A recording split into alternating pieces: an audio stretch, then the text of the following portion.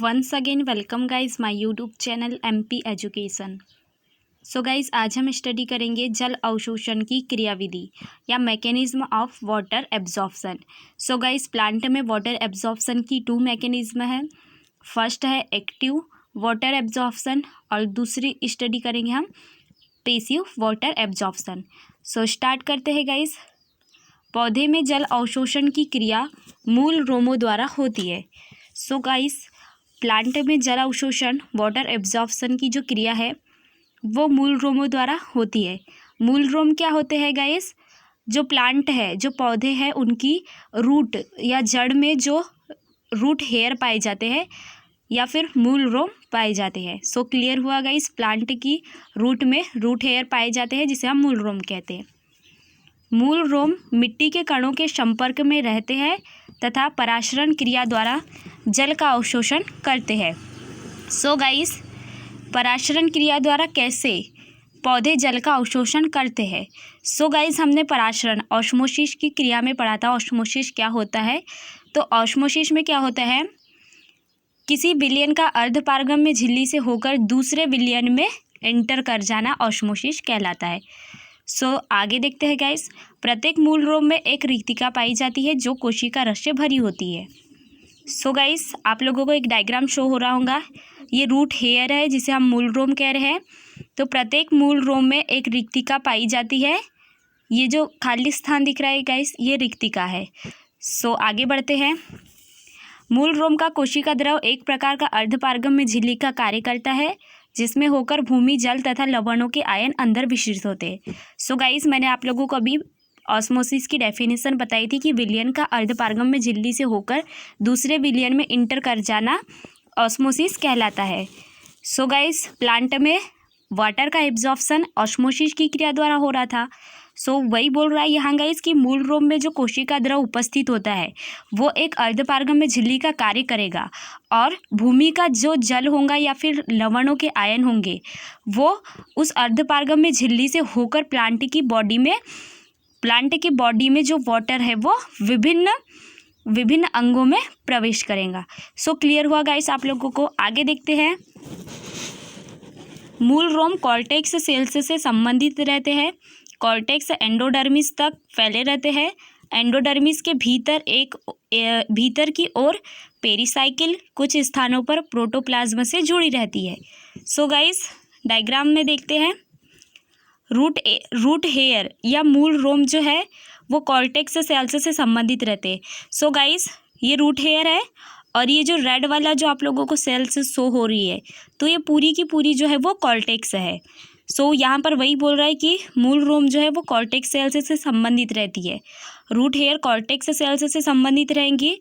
Cortex जो है वो एंडोडर्मिस तक फैला रहता है और एंडोडर्मिस के भीतर पेरिसाइकल और कुछ स्थानों पर प्रोटोप्लाज्म पाए जाते हैं। सो गाइस एंडोडर्मिस के अंदर वेस्क्यूलर बंडल पाया जाता है। वेस्क्यूलर बंडल में पेरिसाइकल भी होता है, प्रोटोप्लाज्म भी होता है, जाइलम फ्लोएम होते हैं। सो क्लियर हुआ गाइस आप लोगों को। आगे देखते हैं।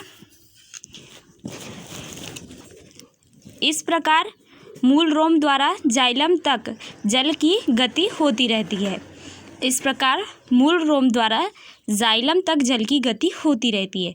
सो रूट हेयर द्वारा वाटर एब्जॉर्ब किया जाएगा। रूट हेयर से होता हुआ कॉर्टेक्स में जाएगा वाटर, कॉर्टेक्स से एंडोडर्मिस में और एंडोडर्मिस से फिर जाइलम में होता हुआ प्लांट की बॉडी में एंटर करेगा। आगे देखते हैं गाइस। आगे हम पढ़ेंगे जल का सक्रिय अवशोषण या फिर जिसे हम कहते हैं एक्टिव वाटर एब्जॉर्प्शन। जल का सक्रिय अवशोषण एक्टिव वाटर एब्जॉर्प्शन।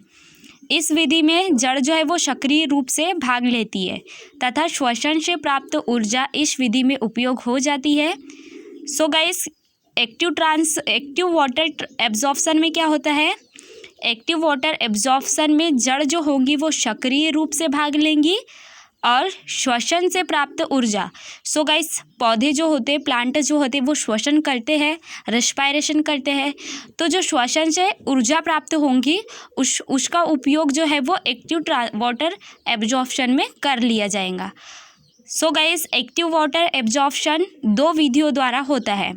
पहला पढ़ेंगे इसमें एक्टिव ऑस्मोटिक वाटर एब्जॉर्प्शन और दूसरा स्टडी करेंगे हम active non osmotic water absorption. So first देखेंगे एक्टिव ऑस्मोटिक वाटर एब्जॉर्प्शन क्या होता है। मूल रोम के कोशिका रस का परासरणी दाब मिट्टी के घोल के परासरणी दाब या ऑस्मोटिक प्रेशर से अधिक होता है। सो गाइज यहाँ पर क्या बोल रहा है कि जो मूल रोम में जो कोशिका द्रव या कोशिका रस पाया जाता है उसका परासरणी दाब ऑस्मोटिक प्रेशर मिट्टी के घोल के ऑस्मोटिक प्रेशर से अधिक होता है। सो गाइस जो कोशिका द्रव है उसका ऑस्मोटिक प्रेशर अधिक है और मिट्टी के घोल का ऑस्मोटिक प्रेशर कम है। सो जाहिर सी बात है जो विलयन के अणु या आयन होंगे वो कम सांद्रता वाले क्षेत्र से अधिक सांद्रता वाले क्षेत्र की ओर जाएंगे।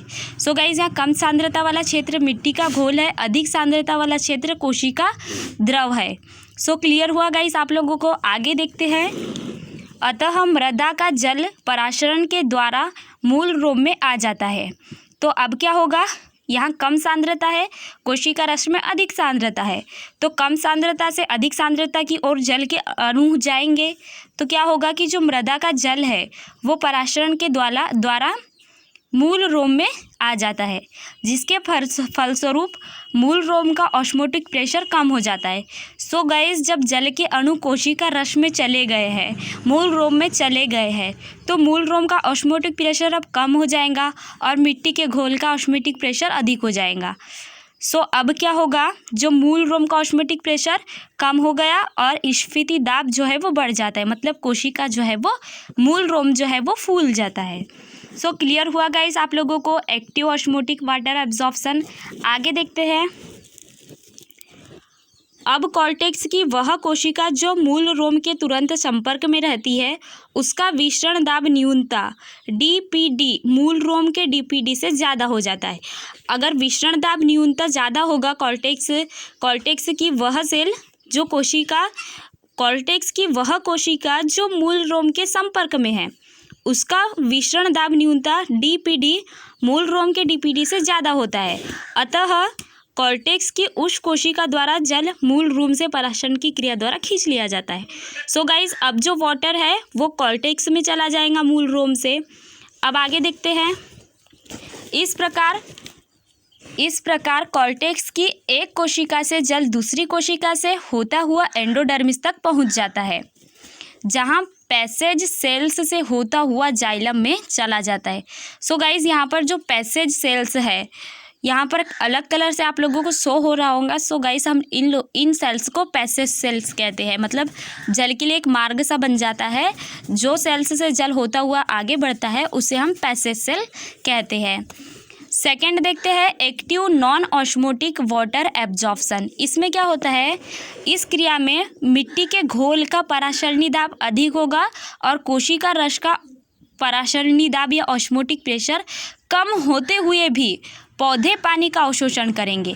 सो गाइज हमने एक्टिव ऑस्मोटिक प्रेशर में पढ़ा था कि क्या हो रहा था, वहाँ पर कोशिका रस का परासरणी दाब अधिक था, मिट्टी के घोल का परासरणी दाब कम था। लेकिन यहाँ मिट्टी के घोल का परासरणी दाब अधिक है, कोशिका रस का परासरणी दाब कम है। सो गाइस कोशिका रस का परासरणी दाब कम होते हुए भी पौधे पानी का अवशोषण करते हैं, इसीलिए इसका नाम जो है वो active non osmotic water absorption है। अर्थात जल का अवशोषण अपरासरणी क्रियाओं द्वारा होता है या नॉन ऑस्मोटिक क्रियाओं द्वारा होता है। इस क्रिया में ऊर्जा की आवश्यकता होती है जो जड़ की कोशिकाओं की श्वसन क्रिया से मिलती है। सो गाइस ये जो क्रिया होगी active non osmotic water absorption, इस क्रिया में ऊर्जा की आवश्यकता होगी जो जड़ की कोशिकाओं की श्वसन क्रिया से मिलती है। सो गाइस जो जड़ में जो कोशिकाएं होगी वो भी श्वसन करेगी, तो उसी से इसे एनर्जी मिलेंगी। अब गाइस हम स्टडी करेंगे passive water absorption. Passive water absorption में क्या होता है गाइस, इस तरह के जल अवशोषण में जड़ निष्क्रिय भूमिका अदा करती है और एक्टिव वाटर एब्जॉर्प्शन में जो जड़ थी वो सक्रिय भूमिका अदा कर रही थी, लेकिन यहाँ जो जड़ होगी वो निष्क्रिय भूमिका अदा करेंगी। इस विधि में वाष्पोत्सर्जन के कारण पौधों की वायवीय भाग में एक बल उत्पन्न होगा तथा जल मृदा से पौधे तक की गति के लिए जड़ केवल पाइपलाइन का कार्य करेंगी। सो गाइस इस विधि में क्या होगा, वाष्पोत्सर्जन के कारण पौधे के वायवीय भाग, सो गाइस जो पौधे के वायवीय भाग होते हैं उनमें वाष्पोत्सर्जन होता है। तो वाष्पोत्सर्जन के कारण पौधे के वायवीय भाग में एक बल उत्पन्न होता है तथा जल जो है वो मृदा से पौधे तक की, और जल जो होगा वो मृदा से पौधे तक की गति के लिए के लिए जड़ केवल पाइपलाइन का कार्य करेगी। सो क्लियर हुआ गाइस आप लोगों को, पैसिव वाटर एब्जॉर्प्शन में जड़ जो होगी वो पाइपलाइन का कार्य करेगी और पौधे के वायवीय भाग से वाष्पोत्सर्जन द्वारा एक बल उत्पन्न होगा जिसे जड़ से होता हुआ वाटर जो है वो प्लांट की बॉडी में एंटर करेगा। आगे देखते हैं, यह अवशोषण बिना ऊर्जा तथा बिना पराशरणी दाब की उपस्थिति में भी हो सकता है या फिर पराशरणी दाब और अवशोषण ऊर्जा की उपस्थिति में भी हो सकता है और अनुपस्थिति में भी हो सकता है। सो क्लियर हुआ गाइस आप लोगों को। आई होप आप लोगों को वाटर का एब्जॉर्प्शन की क्रिया समझ आई हो। सो गाइस मेरे चैनल पे आप लोगों को BSc first year, second year, third year botany and zoology subject की हर एक टॉपिक की हिंदी नोट्स अवेलेबल है। सो गाइस अगर आप लोगों को वीडियो पसंद आया हो तो वीडियो को लाइक करें, मेरे चैनल को सब्सक्राइब करें। अगर आप लोग BSc first, second, third botany zoology का सिलेबस की हर एक नोट्स चाहते हैं, सिलेबस को मेरे साथ कंप्लीट करना चाहते हैं तो मेरे चैनल को सब्सक्राइब करें, वीडियो को लाइक करें एंड ज़्यादा से ज़्यादा लोगों में शेयर करें। Thanks guys watching for this video.